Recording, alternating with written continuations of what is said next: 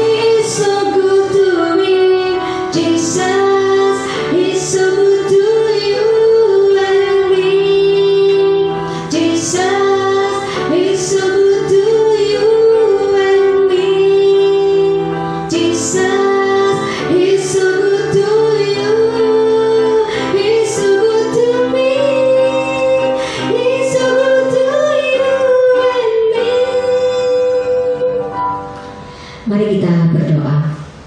Tuhan, terima kasih kalau kembali sore ini Tuhan kami boleh menikmati, memperingati Tuhan, merayakan di mana Engkau sudah rela mati bagi kami Tuhan, menebus setiap dosa-dosa kami. Dan saat ini Tuhan kami ingin memperingatinya dalam perayaan Paskah.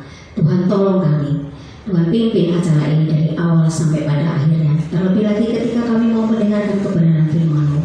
Sungguh-sungguh firman-Mu ini dapat menjadi berkat bagi kehidupan kami, mengingatkan kami, dan menolong kami untuk kami senantiasa bertumbuh di dalam iman percaya kami kepada Engkau. Kami serahkan Tuhan acara ini dalam tangan kuasa Engkau saja. Hanya dalam nama-Mu kami sudah berdoa. Amin. Harapan kita, Dia sudah memberikan kita hidup yang baru. Darahnya menyucikan kita, memulihkan kita, dan kita dinyatakan benar di hadapannya. Karena salib-Mu, kita akan menyanyikan lagu ini sebagai persiapan kita untuk mendengarkan kebenaran firman Tuhan.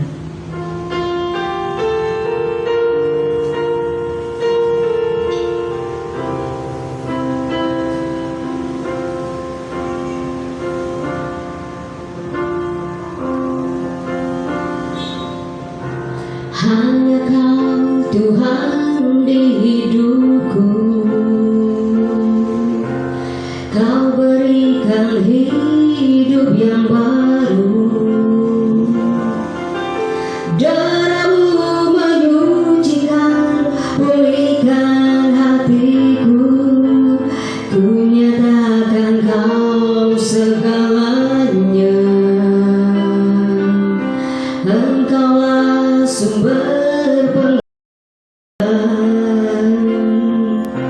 Kuasa-Mu sanggup menyembuhkan.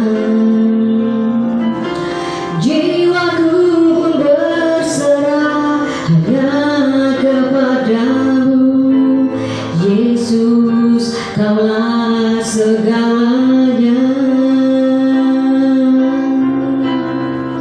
Karena salib-Mu ku hidup, karena salib-Mu ku menang.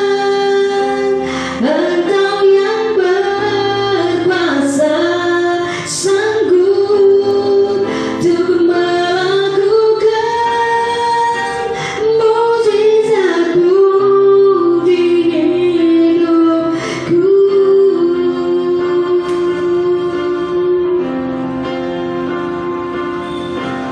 Engkaulah sumber pengharapan,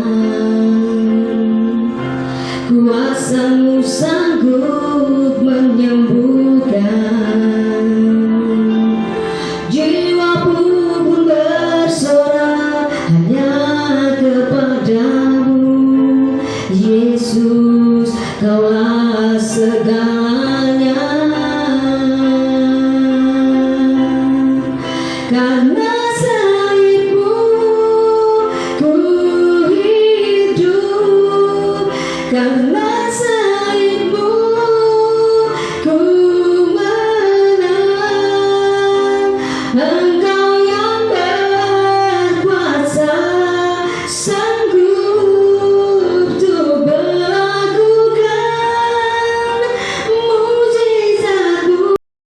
Karena salib-Mu ku hidup, karena salib-Mu ku menang.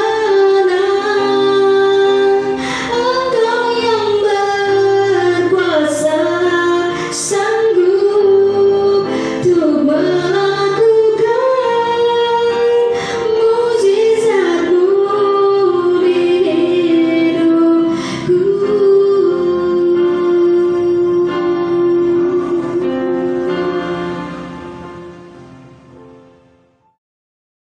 Pandemi corona ini pastinya sangat memberikan pengaruh atau dampak bagi banyak orang, yaitu anak-anak yang sedang bersekolah maupun yang sedang bekerja pasti mengalami krisis. Di acara Paskah kali ini kita juga mau mendengar kesaksian dari mereka yang secara langsung itu mengalami dampak dari pandemi saat ini. Anak-anak yang sedang sekolah maupun juga yang sedang bekerja. Baik, kita mau menyaksikan ya, saudara-saudara kita yang mengalami dampak itu, baik yang sedang bersekolah maupun juga yang tadinya bekerja dan kemudian tiba-tiba tidak lagi bekerja karena pandemi corona saat ini.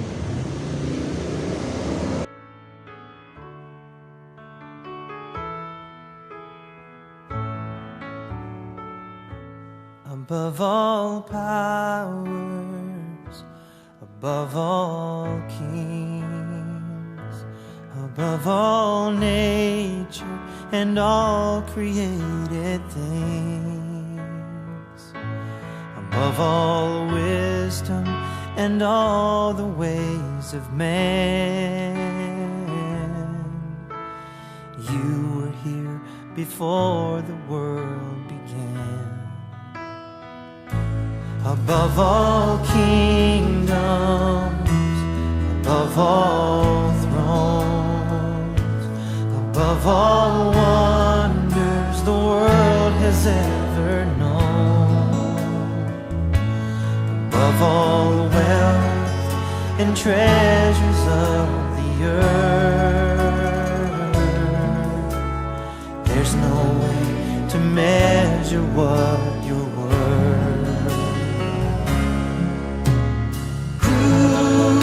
Crucified and laid behind a stone, you lived to die, rejected and alone. Shalom. Hai teman-teman, aku Ella. Aku Sabila. Di sini kita mau berbincang-bincang soal dampak pandemi buat kehidupan kita para remaja. Jadi Sabil, aku mau tanya nih sama kamu. Mau tanya apa nih? Gimana perasaanmu harus belajar dari rumah? Perasaanku pasti ada senang sama nggak senangnya kan.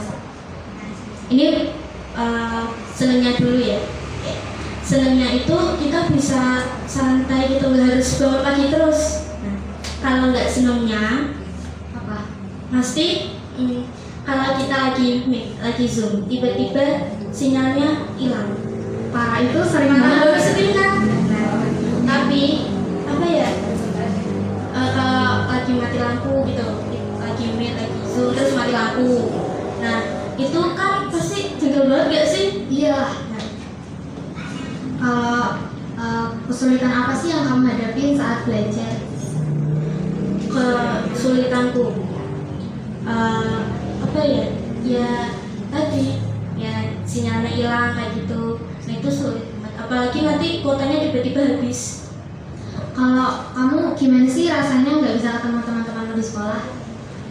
Rasanya sedih sih. Nanti kita nggak ketemu lama, tiba-tiba ketemu.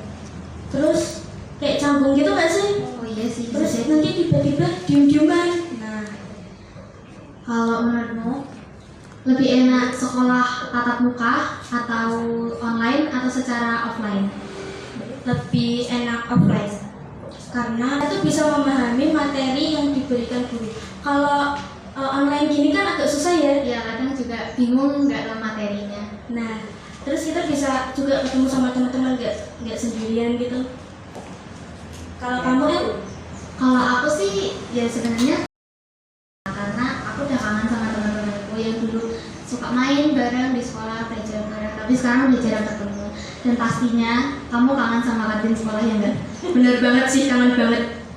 Kalau harapan kamu buat pandemi ini gimana, apa sih? Harapanku ya semoga pandemi ini segera berlalu. Kita yang belum sekolah bisa masuk sekolah kembali, terus bisa ketemu sama teman-teman lagi, main bareng, belajar bareng lagi. Kalau doa apa nih yang kamu selalu panjatin pada Tuhan buat masa pandemi ini? Aku berdoa selalu supaya kita menjalani hari-hari yang normal dan kita nggak perlu khawatir akan tertular virus corona itu. Dan tetap jaga kesehatan ya guys. Tetap semangat ya teman-teman. Aku tahu ini nggak mudah buat kita menjalani hari-hari seperti ini, tapi kita harus tetap semangat dalam menjalani hari. Kalian nggak sendirian, kita juga mengalami semua itu. Dan buat kalian yang tugasnya masih numpuk, jangan lupa dikerjain loh. Jangan lupa dikerjain guys, nggak boleh numpuk, oke? Jadi sekian bincang-bincang kita hari ini. Stay healthy, bye-bye. God bless you. Kami tahu hanya kau yang mampu pulihkan segala sesuatu. Kami perlukan keajaibanmu. Kami butuhkan sentuhan tanganmu. Kami tak dapat jalan sendiri. Kami perlukan. Bapak Ibu Puji Niono, gimana kabarnya sore ini? Sehat semua ya? Amin, sehat semua. Puji Tuhan ya. Saat ini kita mau ngobrol santai saja ya. Ada beberapa hal yang ingin kita ketahui ya. Untuk gimana keluarga, khususnya keluarga-keluarga yang mengalami namanya dampak dari corona ini ya. Pasti setelah apa yang terjadi ya tahun kemarin maksudnya ya, ada virus ini mulai tersebar, kemudian dampaknya itu ke khususnya orang-orang yang sedang bekerja karena ada satu peraturan lockdown, tidak boleh keluar, social distancing, tidak boleh berhubungan satu dengan yang lain, semua aktivitas dibatasi. Nah, dampaknya itu pasti ke orang-orang yang sedang bekerja seperti yang saya katakan tadi. Itu tadi ada yang namanya gelombang PHK ya, dirumahkan secara besar-besaran. Nah, saya mendengar bahwa Bapak Ibu Puji ini juga mengalami hal seperti itu, artinya kena dampaknya di PHK, seperti itu. Nah, kita mau tahu nih, kira-kira waktu pertama kali dapat kabar, wah saya dirumahkan, gimana perasaannya? Bapak dulu mungkin mau sampaikan? Ya, kalau saya sih selama pandemi ini, dampak dari pandemi ini memang ini adalah pandemi nasional dan juga internasional, dan kita juga sudah mendengar banyak berita-berita seperti itu juga, dan mau tidak mau sadari juga berdampak kepada semua pengusaha-pengusaha juga. Nah, dampak dari pengusaha pasti berimbas kepada bawahannya, karyawannya semua. Nah, sadar tidak disadari memang hal itu ya kita terima, karena itu adalah dari perusahaan memang sudah mengalami kesulitan keuangan, tidak bisa memenuhi target yang ada karena semua serba dibatasi, jadi tidak bisa memenuhi semua operasional secara produksi maupun semua kebutuhan biaya perusahaan itu tidak bisa, ya makanya terjadi pengurangan itu. Jadi kami kalau secara saya sebagai karyawan ya udah memang harus menyadari seperti itu, yang menerima seperti itu. Memang itu keadaannya seperti itu. Kita nggak mungkin kan ngeyel dan sebagainya, nggak mungkin. Memang keadaannya seperti itu. Keadaannya memang seperti itu. Jadi memang dengan disadari oleh pengusaha sendiri, karena ketidakmampuan dari perusahaan ya memang harus seperti itu, kita harus terima. Itu tanggapan saya seperti itu tentang hal dampak ini. Mungkin kalau Bu Lewi ada pendapat yang lain. Kalau dari faktor ibu ya, kalau bapak kan oke lah, santai lah, nggak apa-apa lah ya. Sudah begitu terima kasih lah ya, gampangannya kayak gitu. Kalau ibu? Iya, mungkin berbeda ya. Kalau bapak memang biasanya pasrah bongkoan ya sama istri gitu ya. Cuman yang istri ini ya, harus memikirkan kebutuhan A, B, C, belum kebutuhan sekolah anak dan sebagainya. Belum mesti memikirkan lebih ke depan ya kalau istri ya. Besok itu ke depan nanti anakku cita-citanya pengen jadi ini nih ya. Nah itu ada nggak saving untuk anak nanti? Nah, kalau istri biasanya bener nggak ya Mbak ya? Nah itu ketika dengar bapak kena PHK, kemudian menyusul saya. Nah ini pukulan yang keras bagi saya, kaget dan sempat ini piye toh Tuhan? Kok nggak cuma satu, nek satu sih masih istilahnya masih bisa lah, nanti bagaimana? Nah ini dua-duanya secara dalam waktu yang nggak lama gitu ya, jangka waktu kurang lebih 1 bulan kemudian gitu. Ya rasanya seperti ya begitulah. Kaget juga sih ya Mbak ya, kaget. Oke.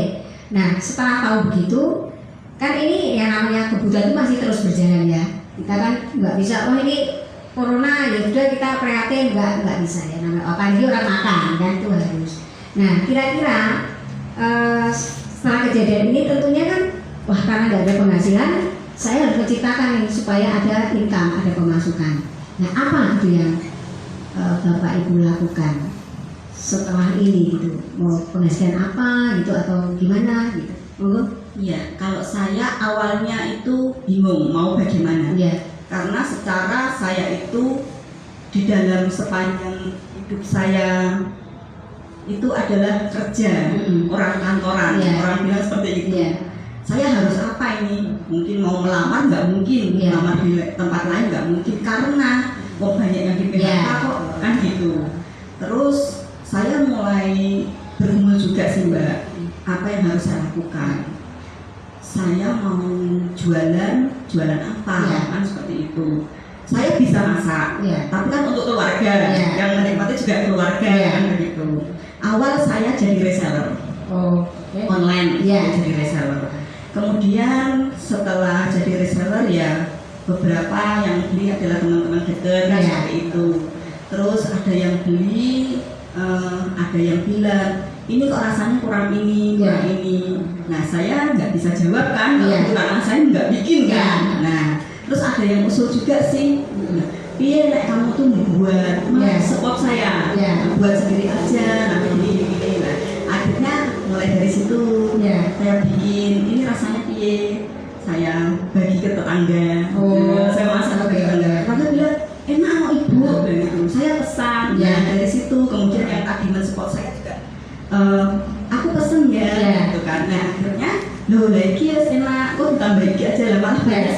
juga seperti iya. banyak teman-teman Oh, itu yang apa support seperti Iya. itu, pendukung lah Iya. ya. Mendukung nggak cuma ngomong doang, Iya, gitu ya. iya. Tapi mendukung dengan membeli, Iya. gitu ya. Walaupun kadang rasanya dari lidah mereka kurang ini tapi Iya. mereka beli. Iya. Gitu. Nah, jadi itu akhirnya saya bikin sesuatu usaha lah, usaha bikin makanan seperti itu. Dan sekarang ini ya puji Tuhan sedikit demi sedikit mulai mengarah ke catering. Jadi Oh. pesanan-pesanan tumpeng Iya. dan itu juga sudah mulai banyak yang pesen Iya, iya. gitu. Walaupun kadang namanya orang jualan Iya. ada pesen, ada yang belum, Oh. seperti itu. Nah, ya itulah yang saya pikirkan saat itu adalah Iya. mau tidak mau saya harus melakukan sesuatu lah ya. Kalau saya bilang the power of kepepet. Jadi dengan kepepet itu ada satu power yang Iya. keluar harus melakukan Ya, gitu, Mbak. Oke, dan akhirnya berjalan ya. Iya.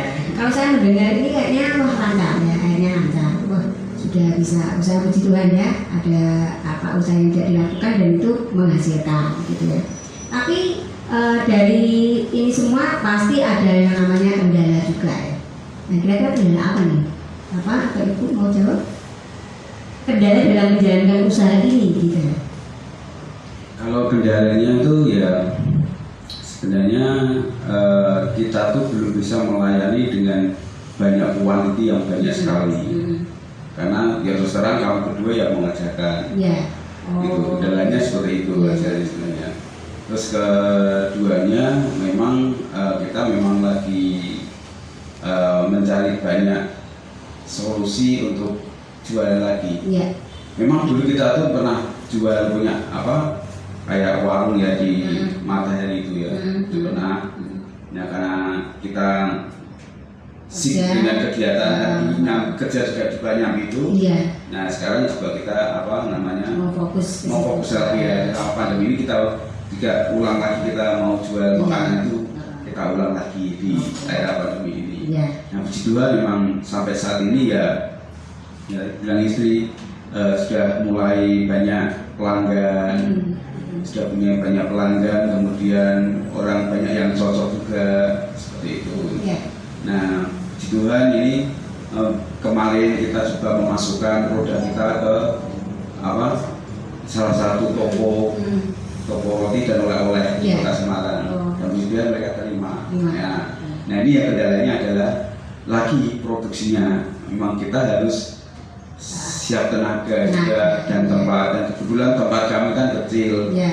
Jadi ya ini memang sungguh-sungguh jadi apa tantangan buat kita. Jadi kesempatan di tengah-tengah pandemi Tuhan kasih kesempatan banyak pelanggan, produknya banyak cocok juga ya puji Tuhan. Nah makanya ini jadi semangat buat kita. Oke, ya.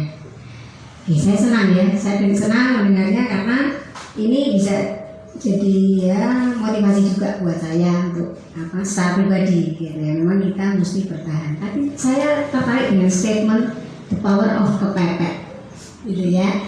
Nah coba itu mungkin apa bisa jadi apa ya istilahnya yang menjadi motivasi gitu ya buat Bapak Ibu Puji untuk tetap bisa bertahan gitu ya di situasi pandemi ini. Tapi mungkin bisa ada penjelasan yang lain gitu ya. Kira-kira motivasi apa yang jadi motivasi utama istilahnya? Saya mesti atau kami berdua mesti bertahan dalam situasi pandemi kayak gini. Bisa tolong disampaikan? Kalau saya yang utama motivasinya adalah saya punya anak, Mbak. Oke, ya.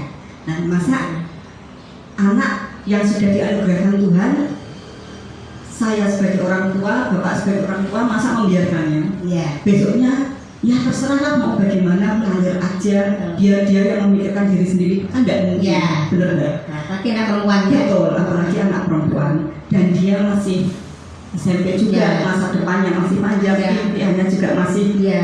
jauh, bukan seperti itu. Siapa yang tak jaga kan gitu kan? Masa mau menjaga ke saudara? Ya. Saudara juga punya keluarga sendiri yang harus difikirkan.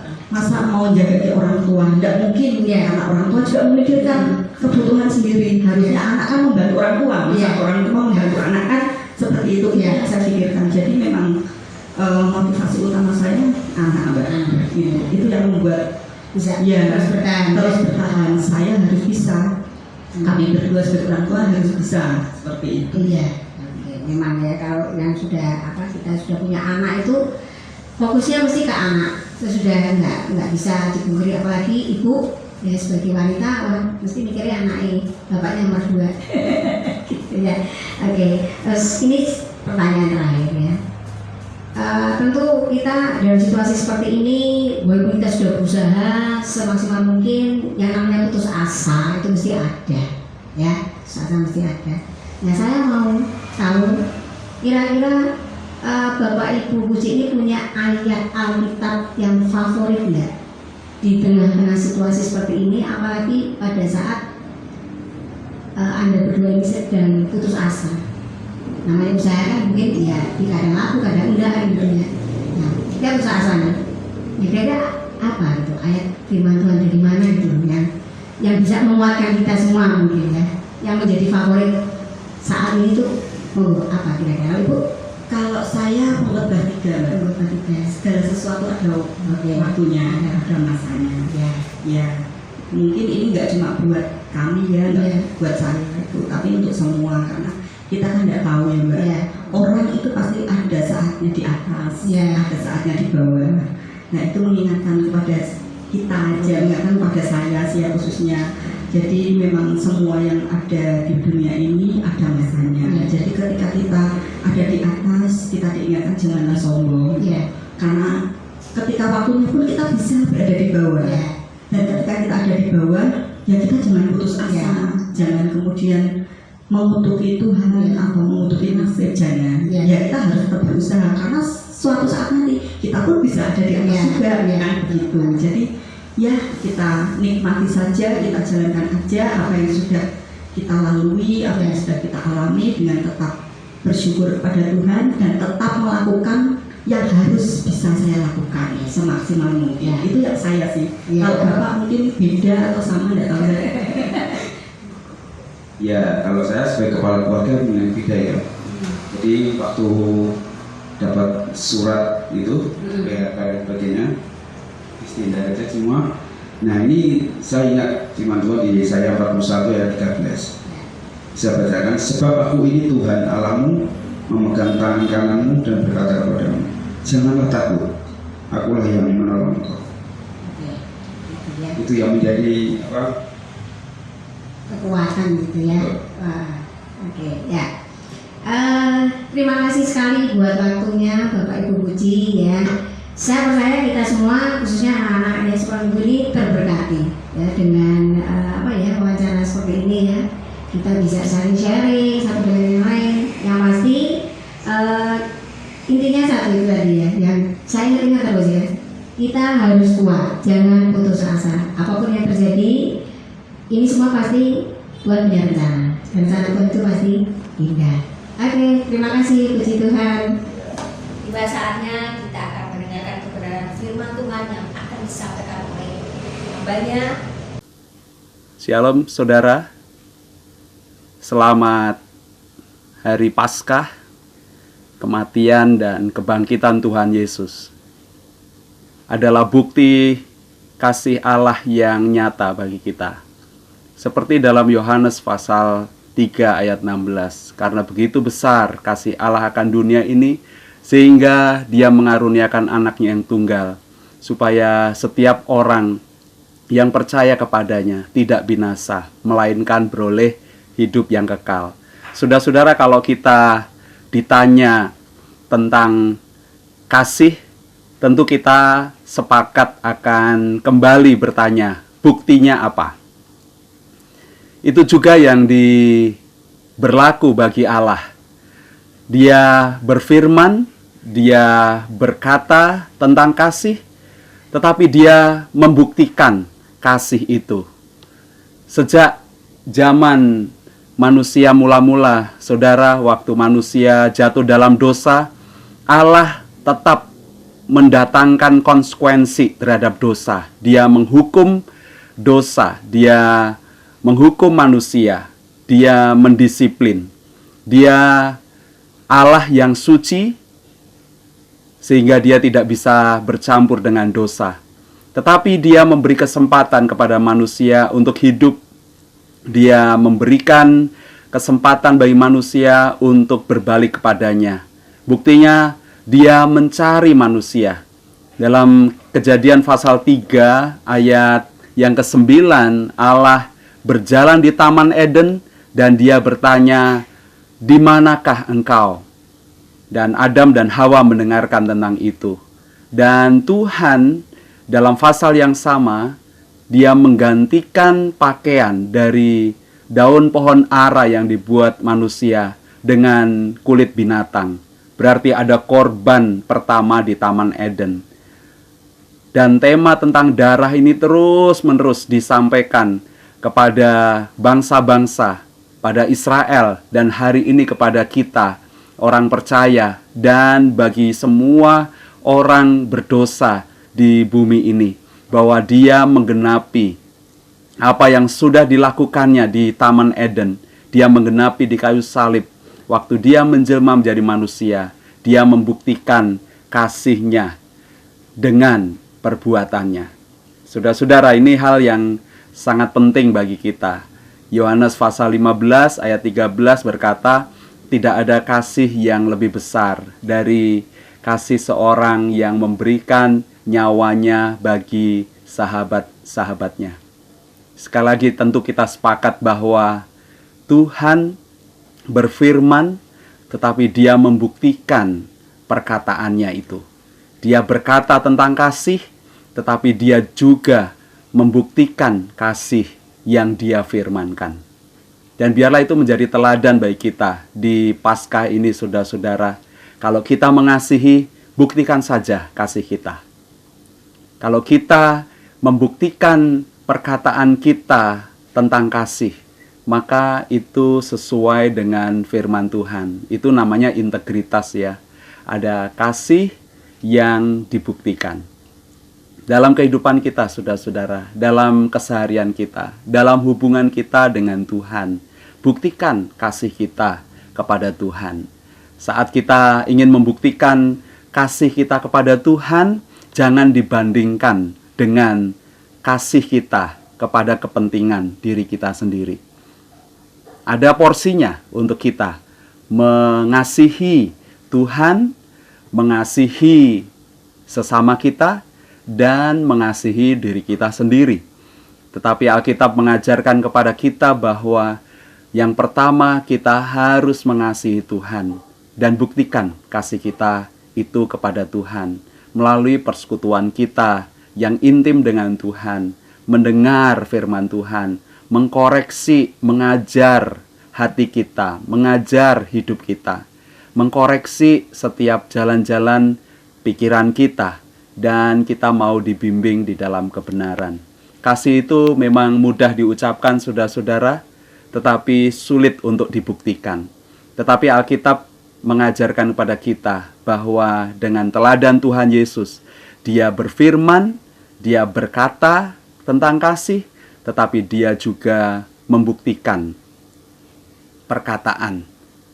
Dia membuktikan firman-Nya melalui perbuatannya.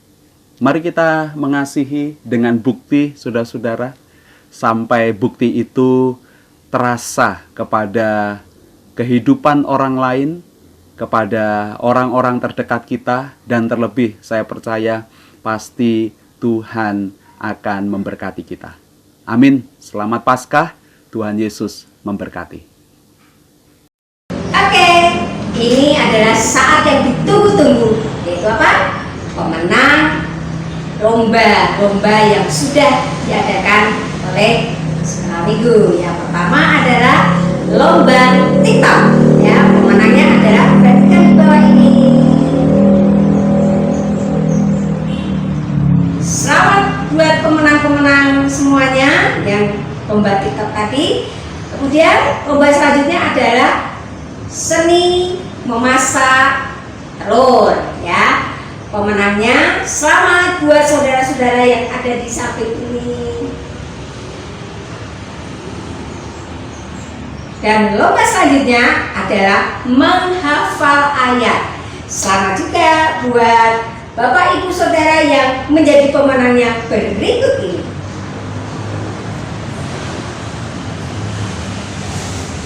Terima kasih. Kita hari ini sudah perayaan Paskah yang luar biasa.